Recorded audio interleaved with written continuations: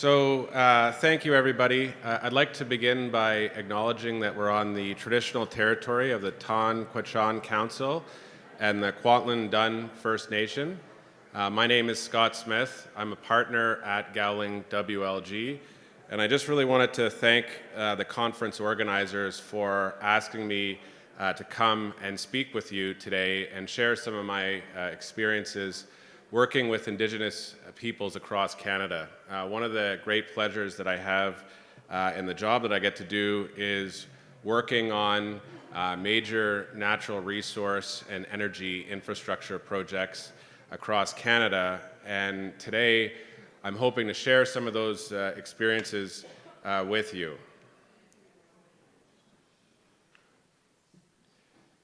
So whenever I give presentations, I always sort of like to get right to what I call the take-home message or what I'm trying to convey to the audience. And I think there's going to be three key points that I'm going to make throughout the next 20 minutes. The first is we've got a wonderful international instrument in the form of the United Nations Declaration on the Rights of Indigenous Peoples. And we really need to use the Declaration as a framework for reconciliation moving forward. So you'll see in my presentation the Truth and Reconciliations calls to action, ask us to do that or demand that we do that. There's going to be you'll see a movement across Canada now to adopt and implement the Declaration. And it's really a basic human rights document that is so critical to the work we want to do, and in particular to informing how, as the natural resource sector and the mining sector, we're going to engage with Indigenous people. So I'm going to talk to you about some of those trends. The second trend, and I was able to listen to a couple of the presentations before, and what unique opportunities we have in the Yukon to partner with Indigenous communities, right? So 2 panels ago, we heard about connecting the Yukon grid, a new transmission line. What a wonderful opportunity to have a First Nation owned and constructed and operated transmission line to service the mining sector. And what you're going to hear over the next 20 minutes is an increasing trend that we're seeing across Canada of equity participation by First Nations and Indigenous peoples in major natural resource and energy projects. And you heard in the last presentation a little bit about red tape and that kind of stuff. In my experience, equity is the best way to align Indigenous and non-Indigenous business interests, provides for a much smoother regulatory process. In the mining sector, of course, we're really concerned about risk and minimizing risk. Equity participation is the best way to do that. And I'll argue that will also provide you with significant competitive advantages. Now, there's been a lot of talk about, well, how as industry do we go about implementing and the declaration? Is it possible? All these challenges, et cetera. Well, equity participation is probably the single biggest indicator that your project is both compliant with the Declaration and reflects that you have the consent of the Indigenous peoples on whose lands you're planning on operating. So those are the 3 key takeaways from the presentation. As I mentioned, I'm going to walk through some of the recent trends we're seeing in the recognition and implementation of Indigenous rights across Canada and what that means for the mining sector. We're going to look at TRC Call to Action 92, which is the call to action that tells us that we need to use the Declaration as a framework for moving towards reconciliation with Indigenous peoples. And you might be asking yourself, well, how do I do that? We're going to cover some of that ground today to the extent we can in 20 minutes. This is really something that's probably deserving in your next forum of several panels and several hours of discussion. I'm then going to finish with an overview of the recent trends in resource partnerships and talk to you about the many success stories that we're achieving across Canada, having First Nations gain equity interest in major natural resource and energy projects. So I've got lots of examples of transmission lines, natural gas facilities. In British Columbia, we're now seeing the Haisla Nation and the Nisga'a Nation lead the development of liquefaction facilities on the coast, and there are more of those to come. Okay, so nationally and internationally, we're seeing a movement for governments, whether they be federal, provincial, territorial governments, to enact enabling legislation to implement the United Nations Declaration on the Rights of Indigenous Peoples. So federally in Canada, the Parliament recently passed what's called the United Nations Declaration on the Rights of Indigenous Peoples Act. Among other things, that act provides that the declaration is a framework for reconciliation. So that's one of the themes that you're going to hear a lot about over the next 20 minutes. Sets out the minimum standards for the survival, dignity, and well-being of Indigenous peoples of the world. So really, the standards in the declaration are fundamental human rights that are the absolute floor or minimum for any projects moving forward and for engaging with Indigenous peoples. Thirdly, the Act provides that it's a universal international human rights instrument that applies in Canadian law. Similarly, I spend a lot of my time in British Columbia. I live in Coast Salish territories in North Vancouver. I'm sure a lot of people in the audience are familiar with what the government of British Columbia has been up to. So they've passed a similar act to the federal act that's called the Declaration on the Rights of Indigenous Peoples Act, which has similar purposes, including to affirm that the declaration now applies to the laws of British Columbia. So this is what we're seeing both federally and provincially, and that this is going to be an increasing trend, and it will be coming to the Yukon. It's not a matter of if, I think it's a matter of when. And there's a real opportunity for the Yukon government to adopt the declaration as its framework for moving forward with reconciliation and really be leading the way in Canada. So what we've seen as a result of this movement of rights recognition and implementation is increasing Indigenous participation in key decision-making processes. And this is really one of the ways where equity participation can align Indigenous and non-Indigenous business interests. So I've got a couple of examples. I'm going to speak about one in particular.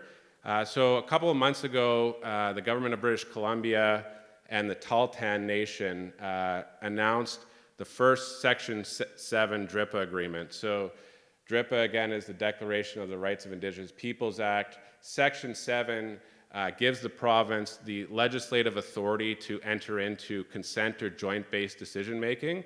And this agreement, which is a fabulous agreement, is the first of its kind where the Tahltan will be provided the opportunity to provide their consent in relation to the Eskay Creek mine and whether or not it can go ahead. So this is the kind of thing we're seeing in British Columbia. There'll be another announcement in the very near future about a Section 7 agreement. This is where we're going. And I think it's a really good thing. And what it's going to do is it's helping put Indigenous people in their rightful place again, reassuming jurisdiction over their territories. And what that'll mean, from my perspective, is increased certainty in regulatory processes, but we're also going to see projects now that better align with Indigenous values. So there's been a lot of talk about climate change. The last panel was talking about some of the emissions reduction targets that need to be achieved.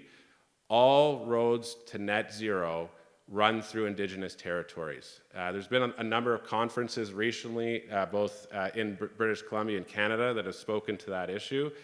And what we're going to see is really Indigenous people leading the way in helping us hit our emissions reduction targets. And this is going to play out in terms of the panel that we just listened to and the mining sector and the electrification, the need for infrastructure, et cetera.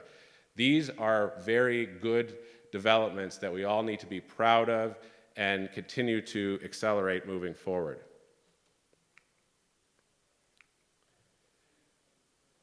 So just a little bit now about TRC Call to Action 92 and the ongoing trend that is going to just continue to increase in momentum of rights recognition and implementation.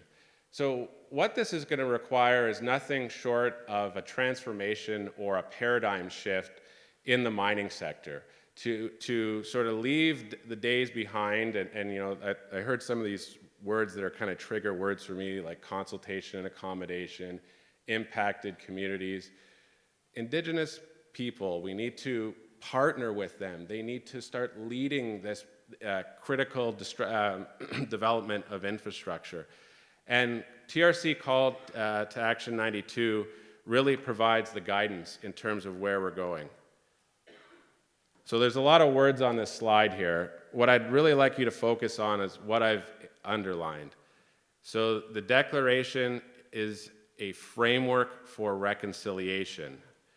And then in the sub-I there, obtaining the free, prior, and informed consent.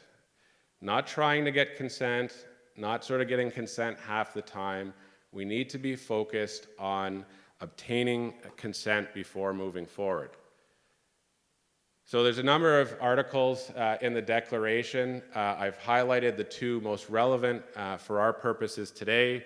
Article 32, which states that the free, prior, and informed consent of Indigenous people must be obtained prior to resource development happening on their territory, and Article 28, which provides for redress, including restitution, where resources have been taken or used without FPIC having been achieved. So here's the crux of, in my view, implementing TRC Call to Action 92. So as I mentioned, it requires a fundamental paradigm shift. So what does that involve? It involves starting from the position that Indigenous peoples own the resources, their laws apply to regulate them, Indigenous governing bodies will make decisions about how those resources will be used, and their consent is required. So what does that mean for us as the mining sector in practice? So I've outlined 4 or 5 key steps.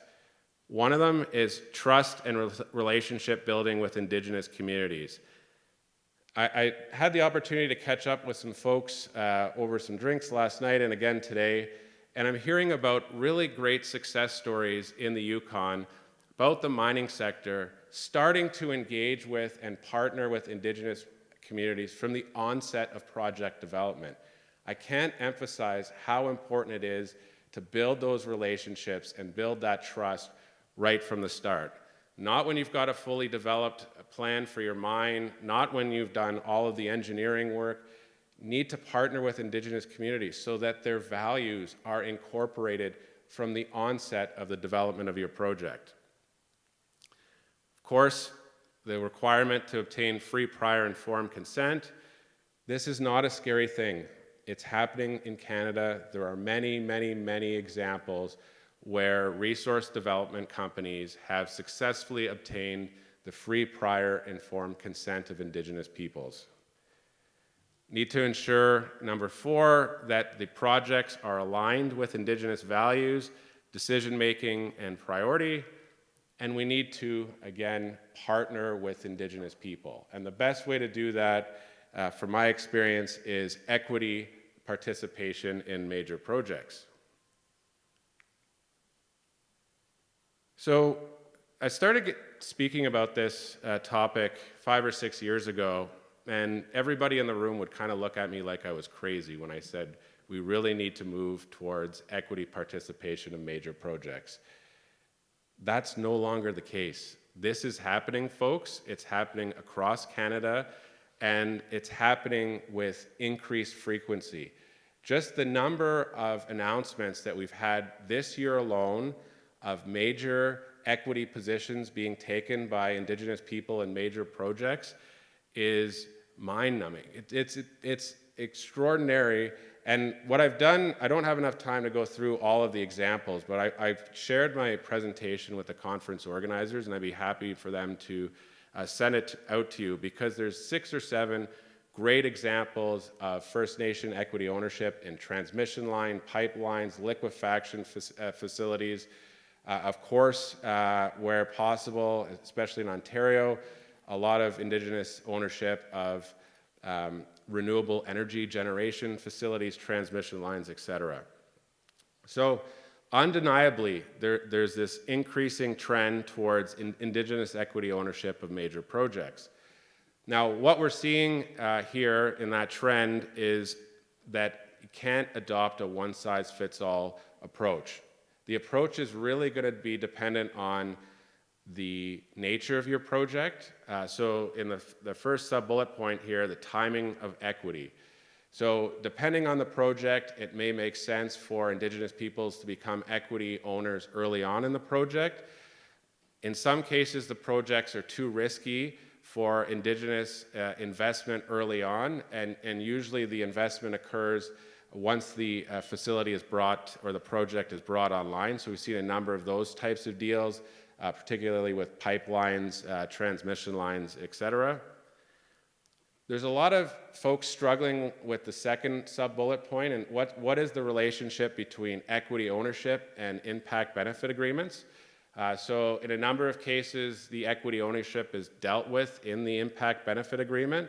There's some other examples where, for example, with the Coastal GasLink pipeline, TC Energy went out and obtained consent through impact benefit agreements of the 20 First Nations whose territories are going to be crossed by the Coastal GasLink pipeline, and then did a separate equity set-aside of 10%. So that the 20 First Nations were offered a 10% ownership in the transmission line, or in the pipeline, pardon me. So a lot of different sort of strategies that we're seeing there. A lot of variation in the quantum of equity. So we're seeing, like for example, in the Coastal GasLink pipeline, as I mentioned, 10%, all the way up to 50% or majority owned. I think the next wave of trend will be moving away from simple equity purchases to First Nations being the proponents of major projects moving forward in their territory. And we need to make sure that we're putting the right tools in place to empower First Nations to take that next step. Also seeing situations where equity is granted, i.e. provided to the nations at no cost as part of the accommodation for the impacts of their rights, and other situations where it's a purely business transaction. So I work on a number of these projects, including with the work that I do with the First Nations Major Projects Coalition. And I can tell you that the single largest obstacle or challenge right now that we're facing to achieve Indigenous equity of ownership of major projects is access to affordable capital. The single biggest issue. And this is really where governments can step up, and there's a very important role for governments to play. So those would include the federal, provincial, and territorial governments. We've seen a number of different programs across Canada that have tackled this issue successfully. So we had the feed-in tariff program in Ontario in the early 2010s that really catapulted a number of First Nations into significant equity ownership of new renewable energy generation facilities, so solar, wind, hydro facilities across the province. A number of folks have probably heard recent transactions being announced out of Alberta and the role that the AIOC plays in providing loan guarantees. For folks in the Yukon, my pitch to you is we really need a federal loan guarantee program to backstop First Nation equity ownership in major projects. There's currently a discussion happening across Canada that's being led by Natural Resources Canada. It's called the National Benefit Sharing Program. It's really important that everybody provide input into what NRCan is doing, because that is the best gateway right now that I can see to secure a federal loan guarantee program. But it's not just loan guarantees. First Nations are going to need different types of support and capacity building throughout the life cycle of project development. So whether it's just establishing the legal entity through which they're going to engage, doing feasibility or pre-feasibility studies all the way into the construction phase. And what we're seeing now is an increasing trend of governments stepping in and providing that support. But proponents, unfortunately, are not off the hook on this one too. There's a real role that proponents of major projects can play in facilitating equity ownership. And a number of the deals that I'm working on, the proponent is taking significant steps to address the lack of access to affordable capital and to de-risk the investment for the Indigenous peoples with whom they're doing business. Two more things, and then I think I'm going to run out of time here and probably get pulled off the stage. So second last thing, there's a tendency to pre-bake deals. I can't emphasize enough the need to avoid doing that, because generally speaking, what we're seeing is particularly coming out of Calgary, pre-baked deals that aren't going to facilitate First Nation equity ownership of major projects. They're not addressing the lack of access to affordable capital. They're not addressing the risk factors. They're not addressing other key concerns. And this is part of the paradigm shift that we're talking about. Sit down with your Indigenous partners and co-develop the basis for them to become equity owners in major projects. And that's really where you're going to get your success. It's going to reduce the amount of time required, and it's going to be a lot less frustrating for everybody. And I think you'll find if you do that, that type of engagement will be quite meaningful. Last point, the issue of equity ownership for First Nations is fundamental to the reconciliation project that we're carrying out here in Canada. Own source revenue going into First Nations is a key element of economic reconciliation and ensuring that Indigenous governments have the money to carry out core government services for their people, whether it's language revitalization, taking over child and family jurisdiction, dealing with health matters, rehabilitating the territory. These are all of the benefits that flow from significant equity participation in major projects. So I think I'll leave it at that.